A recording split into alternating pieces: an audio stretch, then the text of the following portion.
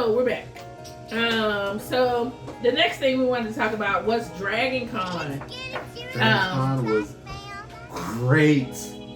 Dragon Con was great. This guy has turned into me, and I have turned into him apparently because he's like, let's party! Stay out and party all night. 2, 3, 4 And I'm a.m. like, I'm tired. I'm ready to going go to to bed. bed. When that used to be vice versa. I used to be the one trying to stay up for the rave. And he used to be the one going to bed at 10 o'clock. Not anymore, ladies and gentlemen. Not anymore. Sorry, not sorry. So Dragon Con was good. Started off, I went and hung out with Dawn, who makes our Drunken Blerdy car stickers or just stickers? Stickers, vinyl. Vinyl stickers. And she made our Drunken Blerdy shirts. Make that one. Yeah, she made We talked about shirts. that before. But we have a collection. Yeah, we have a collection of Drunken Blerdy stickers. Drunken Blerdy stickers. That we're willing to give away. If anybody would like one, please support us. We are so willing to give away. And this is literally just we have a ton of them. They're so falling. Please, I'm making it rain. Comment so we can send them out to you guys because we need the support. Mm-hmm. We want more subscribers and people to join us and just, watch what we do. And just geek here. out with us. And geek out with us. For sure. Drink with us. Yes. We hope you're drinking with us. 21 and over. Unless you're in Europe, when some places it's like 18 and over. But yeah, Dragon Con. So Dragon Con started off okay. But I don't mean to laugh. I'm sorry. So like the second, the first real day of Dragon Con, which is Thursday. Yeah. Your girl fell. Oh God. Yeah, it was like a slow motion. Like I'm falling. While he was actually holding my hand, and he thought I recovered from tripping. And but I didn't, and I just kept on going, and it was slow, holding his hand. It was so bad. I was like, I hit the ground. It was not pretty. It hurt. I had a knot in my booty, right below my booty. My foot is still kind of jacked up. Your and toe is my still toe, hurting. Yeah. Yeah. So that's how I started my Dragon Con. So that kind of made me a little grumpy and also just achy. So when he was ready to like party, I was feeling like I was 60. Yeah. But we did end up going hanging out and doing stuff. Like 2 panels. Yeah. We went to A's panel. Well, it wasn't A's panel. She was on it. We went to A and H. Yeah, our friends H, A and H, which I don't think Hanako would mind us saying. Okay. We went to a panel with our friend Hanako and then another friend. I don't think Anjali would mind either. Okay. So do we want to say? Do we want to give them a shout? Hanako and Anjali? I mean, the Jesus Christ. Our roomies? No. Their thing, the have fandom hybrid. Fandom hybrid. Oh, Thank yes. you, Jesus. So, yes.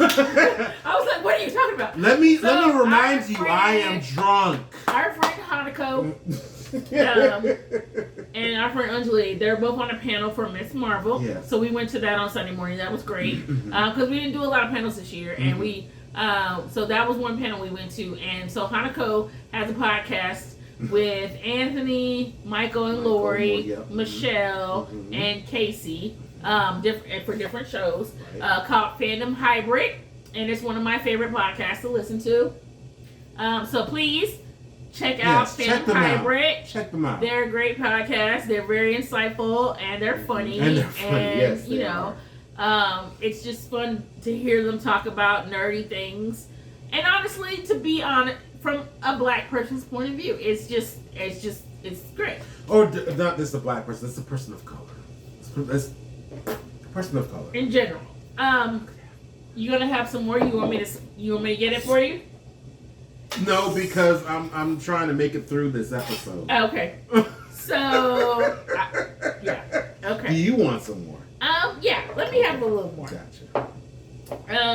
So we went to that Miss Marvel panel, and it was really good. It was really good. You know, representation matters. I don't It care does. what these fools out here whining because the mermaid is black. I don't care about these fools. Which, we got a black Ariel. So, amen. Okay. Amen. True enough. Okay. Halle Bailey. I almost called her sister's name. Halle Bailey Rocket with the dreadlocks, red dreadlocks, being Ariel. Okay. When I first saw the trailer for it, I was like, she's black. She's black. I knew she was gonna be black for since they announced it, but I get the response and the feeling of, you know, people are super excited about this, and it's just you know, let's just be real. Hans Christian Andersen, he got the mermaid lore from the Caribbean anyway. It wasn't white people's stories. Right. He's just the person who's known for this. And then why are you mad about? He got it from the Caribbean because there was lore and mermaid lore in the Caribbean already. And then why are you mad about a black mermaid? Do mermaids actually exist? Right. Because also that, you know. And let's just be real. It's not like she's rebooting Snow White. You know what I'm saying? So back to DragonCon. So we also went to a panel for the boys, hoping that Lars Alonso's ass would fucking be there. Yeah, apparently Milk, he was in the Marvin fucking build. Milk. Jeez, I am just letting them F-bombs go. Yeah. My bad. Sorry. Apparently he was in the building, but that's what they kept telling us. He's in the building, but we don't know where he's at. He was probably drunk and not really trying to do the thing. Right. So we basically got a character who was a one-off for last season, which was still cool. Which was cool because I respect her. What was her? It's Lori. Oh God, my brain. Oh God. Lori. But she did other stuff too. Well, she was Andrea in The Walking Dead. Yes. I should remember her name, but I just she was on X-Files. She was on yes. But anyway, she turned out to be a freaking G. She was great.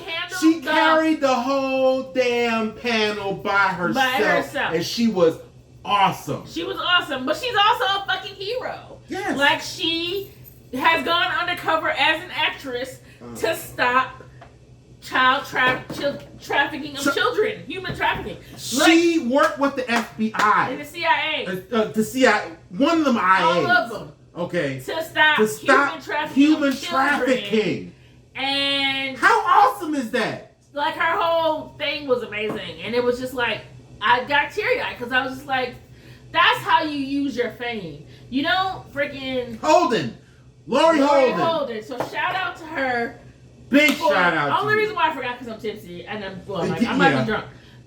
But I usually know her name because she was Andrea on The Walking Dead. Yeah. And so I knew her from The Walking Dead. And but I didn't know she's been out there and somebody in the audience asked her a question about her human trafficking work to stop, and stop it. And she's freed so many children. I think 60? It was 55 children and 31 children and some other, and it's because she was able to part. But now she's too famous because people know her face. That she did that because it's online. So she can't do it the way she used to. But she used to be able to go undercover and be play rich people who wanted to buy children, in order to illicit do this. acts. And it was such an interesting panel, something we never thought we would get. Yeah. It was amazing.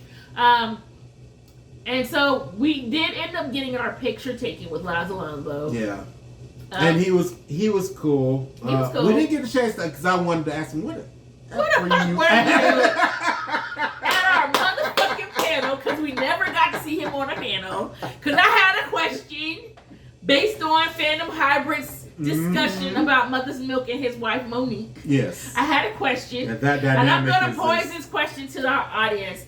And because they talked about it on Phantom Hybrid, so catch up on the boys when they talk about, on but Phantom it was Hybrid. did they think that she married or she got with the next guy she got with because he was the total opposite of Marvin Milk? Or did she subconsciously, choose to get with somebody who was opposite of him? Or did she do it just random happenstance? And I feel like subconsciously she picked a man she knew would make her feel safe. Yeah. And that was nothing like Marvin because he was into all the stuff with Butcher. And so you gotta watch The Boys to know what we're talking about. But on the other hand, I mean... Oh, and The Boys. That was another show that we watched this summer. And then I just forgot about The Boys. Okay. But on the other hand, I would... If it was me, I would feel like if I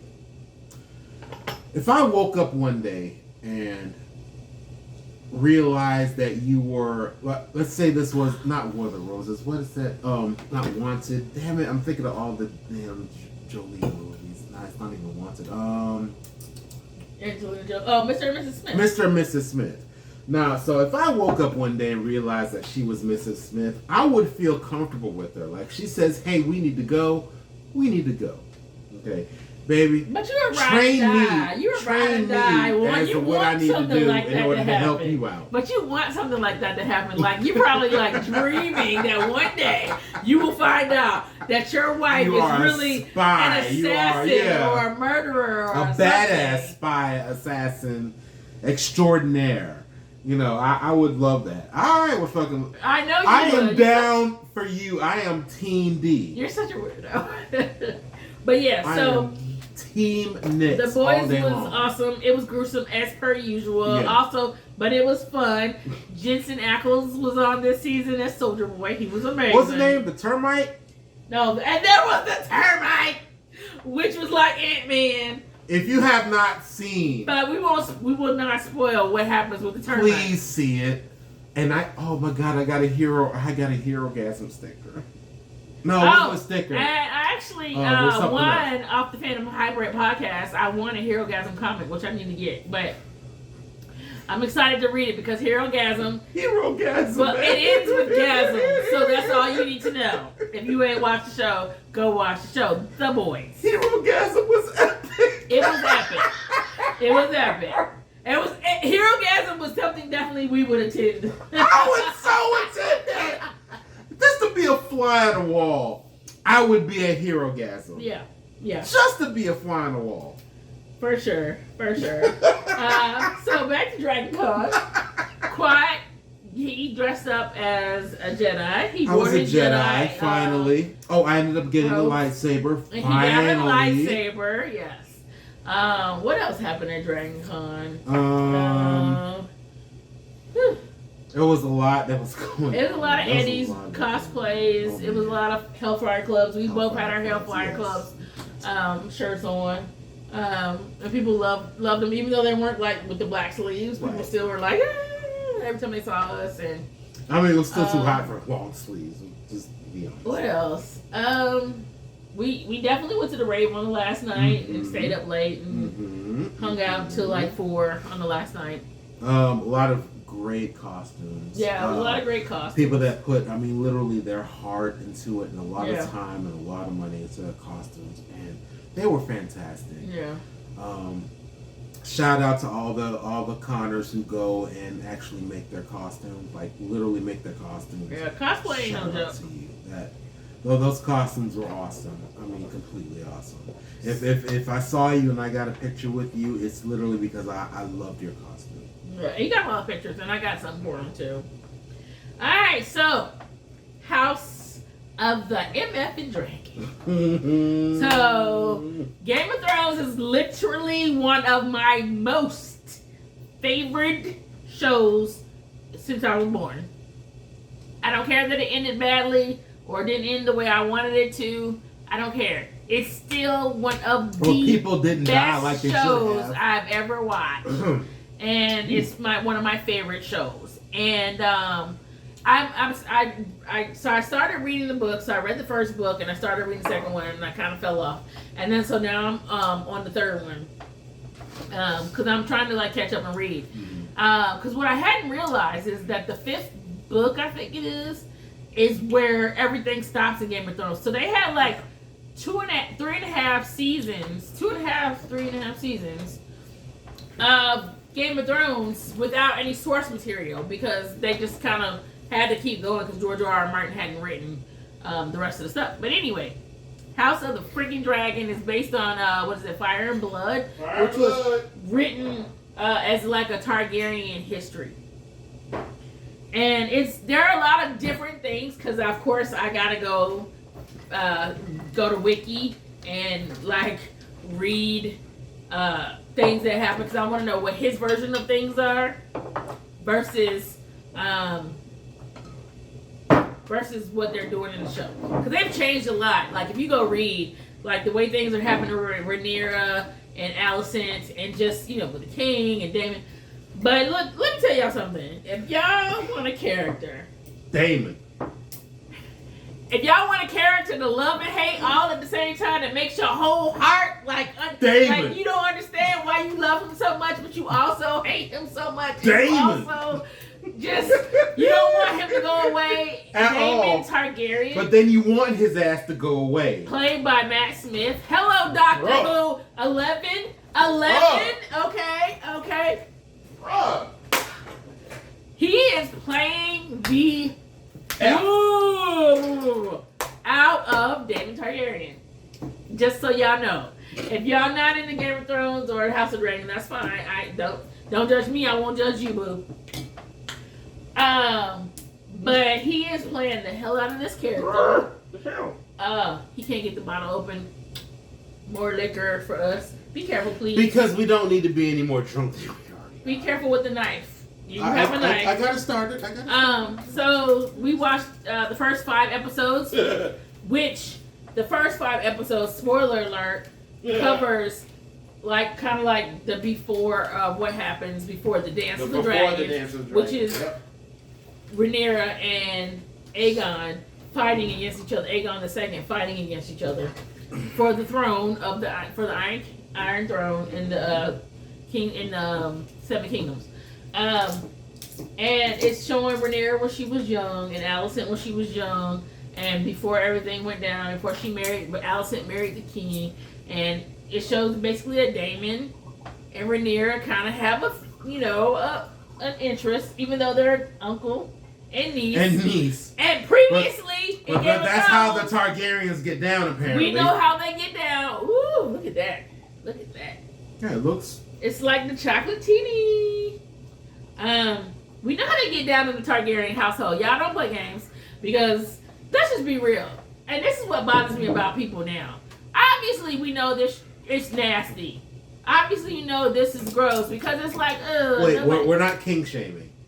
I don't feel like that's a kink. I don't feel like that can be considered a kink. If there's porn about it, it's a kink. Oh my god! But we're not. Shh. No, we're not talking about that. But let's just talk about it. So George R.R. Martin wrote this about the 12th or 13th century England and the War of the Roses and all that. Mm-hmm. Real people. Real people, yeah. The royals used to marry each other, marry cousins, marry this, marry that, marry. Queen Elizabeth II, who just passed away, was married to Prince Philip. Prince Philip was her third cousin. Yeah. They have the same great-great-grandma, which is Queen Victoria. That bitch had 9 kids. So her whole spawn, seed, whatever, is all across Europe as prince, princess, whatever, dukes, duchess, whatever. And they were intermingling. All around Europe. So they all are married within the same families. So I'm sorry. People were still marrying relatives at least until the 50s when that bitch married Prince Philip. So all I'm saying keeping it in the family is people calm down. It's a TV show. But that shit is based on real life. People were doing that. Because they thought keeping the blood pure was the thing to do. So it doesn't gross me out because I know it's a thing that people did. And I know that people, however misguided, live like that. I'm not okay with it. I'm not this is hot. I mean, it was. There's porn on this subject. As a man and a woman, they had a lot of chemistry. The actors had a lot of chemistry. So that part was kind of confusing. Then at the same time, you're like, ooh. But when you realize, when you think about the fact that they're like uncle and niece, it's like, oh, don't do that. No, Ooh. but the actors had a lot of chemistry. Like, they really played the roles together very well. They portrayed and it you very forget well. for a second who they are. And then when you think about it, you're like, no. Yeah, if this was another movie or a TV show and they weren't, related, then it'd be like, ooh, it would have been high. Yeah, this is high. So, but then you're like, oh wait, isn't he her and she's her? Oh shit. So that was about the fourth episode. But anyway, back to the beginning. So the King Viserys, he's trying to keep peace like the previous king, and so the way it is in the books is it was between Viserys and his cousin's son, Laenor. The way they did it for the show is Viserys and the cousin, Rhaenys, who is a woman. So they made it about, versus a man versus a woman, and who would be the better leader. Right. And I feel like they did that for the show to give it a little more spice. Yeah. But in the books, it was her son, Laenor, who was up to be king, and so who was picked was Viserys. Viserys tried to be a peacekeeper the way Jaehaerys was, who was his grandfather. Because Viserys' father was murdered and Rhaenys' father was murdered, or died. So that's why that generation was skipped. And so Viserys is trying to be, a peacekeeper like his grandfather. It's not really working because there's stuff going on that he doesn't want to address. He just wants to build models of old Valyria and not fucking do his job. So other people like Corlys Valerius, who is one of the richest people in the kingdom, who was from old Valyria, he was Valyrian.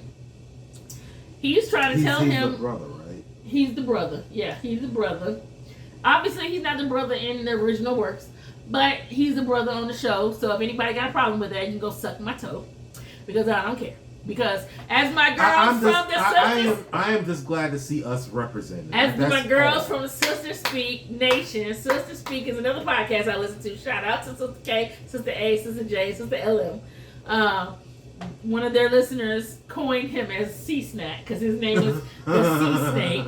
And Corlys is he's like this badass ship man, and he made all this money, and he's like a second son, so he had to work for what he had. And they call him the Sea Snack. And he's black. And people have had a problem because, it's not no black and dreads. Whatever. But he's black with these white dreads, and yes. It's a lot going on. Either way, we're not going to go through the whole thing. But there's a lot going on. It's a lot in 5 episodes. But the point is, the show is really good. It's really good. The showrunners, one of them, and I can't remember how to say his name. It's Miguel Sapochnik, I think his name is. He was one of the directors from the original Game of Thrones. He used to do all the battle scenes. Like, he directed Battle of the Bastards and a whole bunch of these, that's a big scene. And a whole bunch of these, shows with, battles in them. So, it's people who I feel like have a good mind, they're not just trying to move on. They have a good grasp of how Game of Thrones or House of Dragons should progress and how it should go and how to make things more appropriate, because these people are younger than they are played on the show. Like, for instance, Viserys is in his 30s, and Rhaenyra is 11. Well, she's 8 in the beginning.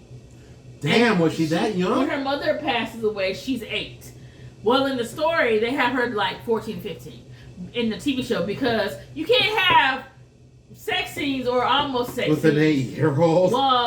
Well, she would have been, if they had done it from her 8, she would have been 11. I mean, 12. Still, is there really a difference? 12. Is there really a difference? My point is, you can't have that. So they have to age people up better than what they were. It's still gross because people are old, whatever.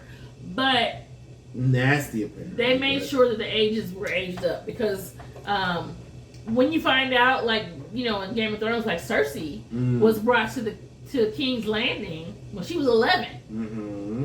So she was there because Tywin Lannister wanted her to marry Rhaegar Targaryen before he married her off to Robert later on. she was supposed to, so she was there being groomed to marry Rhaegar Targaryen, who was the heir to the throne. Yeah. Well, Rhaenyra was 8 when her mom died, and so she's really younger than she's supposed to be. Like, you know, or older in the show. Mm-hmm. But anyway, we're enjoying House of the Dragon. It's been very good, and this week they're having the older versions of the cast. Of the girls, Alicent, who was now the queen, and her friend, and Rhaenyra. Alicent has had her children. Rhaenyra has had her children, and Rhaenyra was made to be the heir of the throne, of the Iron Throne, because Daemon would have been the heir because he was a male, and the king had no male issue. Yeah. And so Daemon was being an asshole and talking shit about the baby that the king lost when he also lost his wife, which is very sad. And it was horrible. It was, oh man, that was horrible. So horrible. Oh my god! And like, so like once again, spoilers. So not only did you lose your wife, you lost the son too. What's worse is people watching this from a lens of 2022 and not a lens of way back in the fucking day are so upset with how the king did not give Queen Emma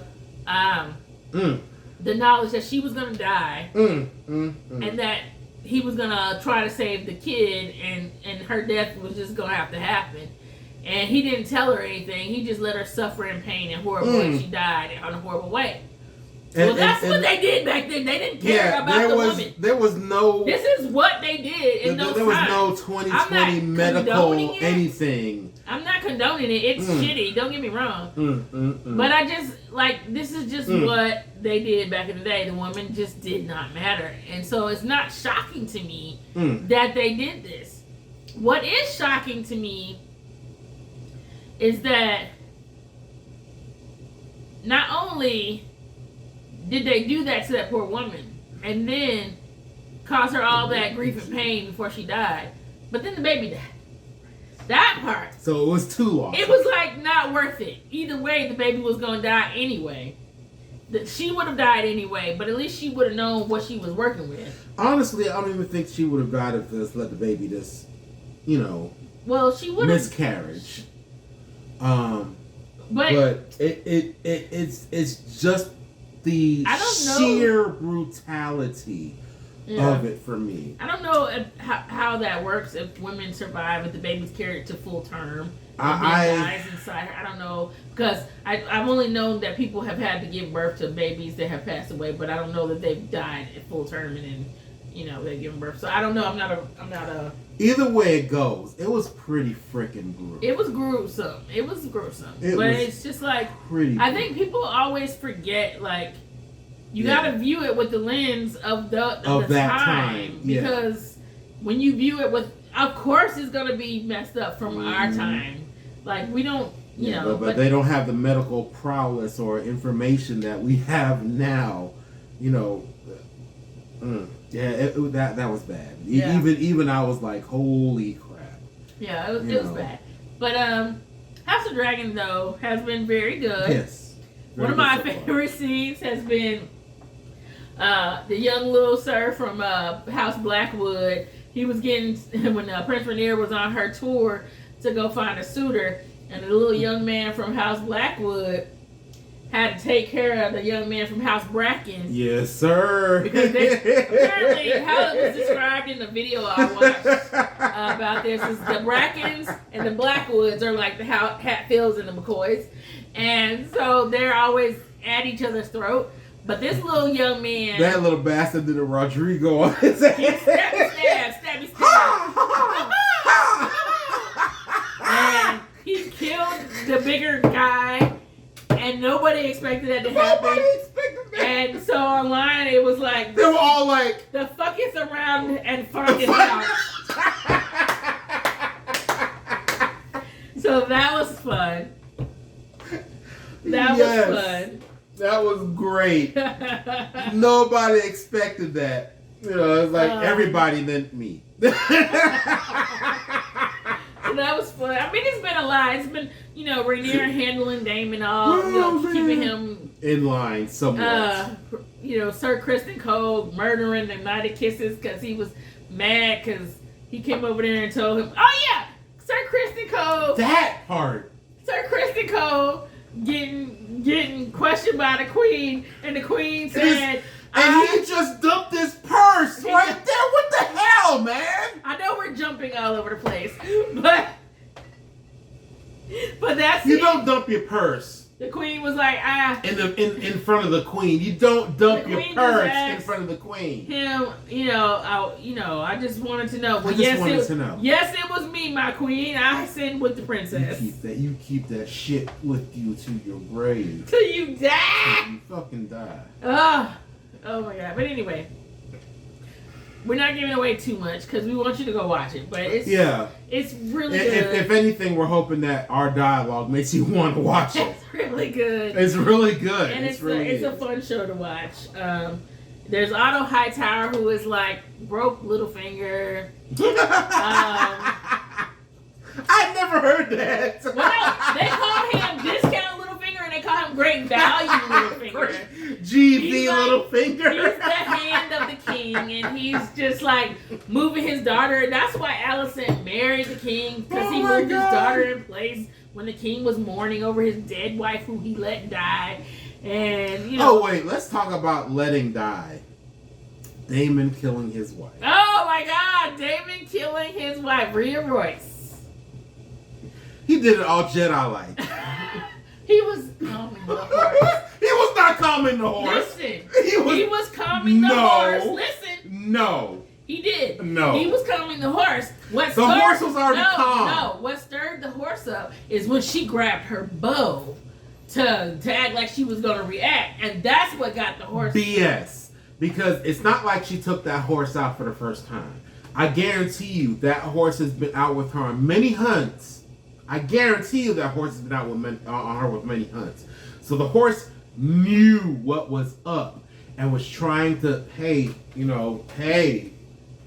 attention to what's going on here. Because animals are intuitive like that. I get that, but I guarantee you that horse knew he was up to no effing good. The horse was getting antsy. All he did was try to touch he went to go touch the horse's nose.